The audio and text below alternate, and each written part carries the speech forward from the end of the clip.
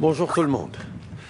Before I get started, I want to take a moment to recognize Canadians who are doing some of the toughest jobs in the country. The women and men working in our hospitals, our seniors' homes, and our long-term care facilities are making sacrifices every day. If you do one of these jobs, thank you. Thank you for keeping us safe and healthy and protecting our loved ones. You deserve our full support. So if you need a hand getting through these tough times, we'll be there for you. Today, we're announcing more help for more Canadians. This includes topping up the pay of essential workers. At the same time, we'll also be expanding the Canada Emergency Response Benefit to reach people who are earning some income, as well as for seasonal workers who are facing no jobs, and for those who've run out of EI recently. And a little later, I'll have some news about where we are with testing. You heard me speak in Parliament about the contributions of the greatest generation, who grew up during the Depression and fought through the Second World War. Today, across the country, the last members of this generation live in nursing homes and long-term care facilities. The uncomfortable and tragic truth is that the very places that care for our elderly are the most vulnerable to COVID-19. I will be addressing this with premiers tomorrow night. We all need to do better. We all need to take leadership for the seniors who've built this country. Our government will work with the provinces and territories to boost wages for essential workers who are making under $2,500 a month, like those in our long-term care facilities.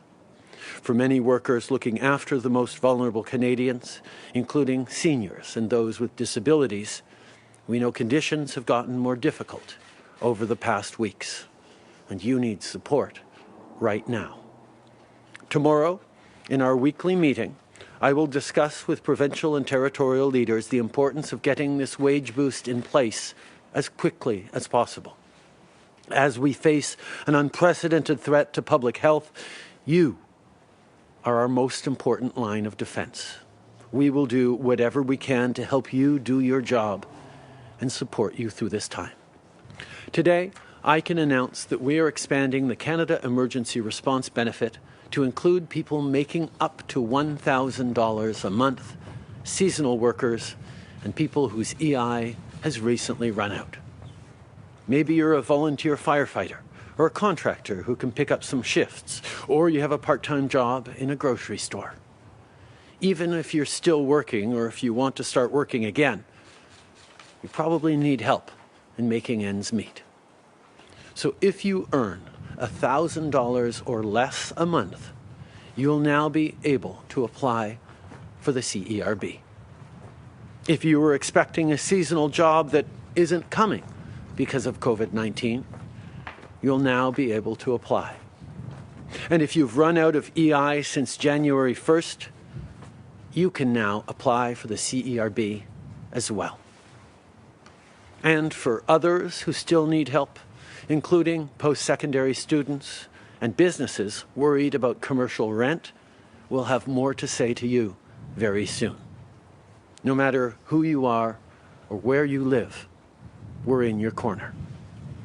After having accepted the first demand for help from the Canadian Armed Forces for Nunavik, the Government of Quebec has sent us a second request for Basse-Côte-Nord. I can confirm that the Canadian Rangers will be there to provide support. I want to thank our women and men in uniform and the families who serve alongside them for all that they do. Whenever we need you most, you're always there for us. If you're feeling overwhelmed, know that you aren't alone, and there are people who can help. We have launched a mental health portal at canada.ca and through the Canada COVID-19 app, where you can go to find support. So if you need to, please reach out. We'll be there for each other. Finally, we have more news today to share on testing. Lumen Ultra from New Brunswick, with whom we signed a contract, is now ramping up production to supply enough COVID-19 test chemicals to meet the weekly demand in all provinces. And in the last few days, we received a new batch of swabs to make sure every province has the supplies they need to keep testing. Whether it's reagents or test kits, we are ensuring that Canada has the tools to fight this virus. Tomorrow, I'll also be speaking with the other G7 leaders about continuing to coordinate a strong and effective global response to this pandemic.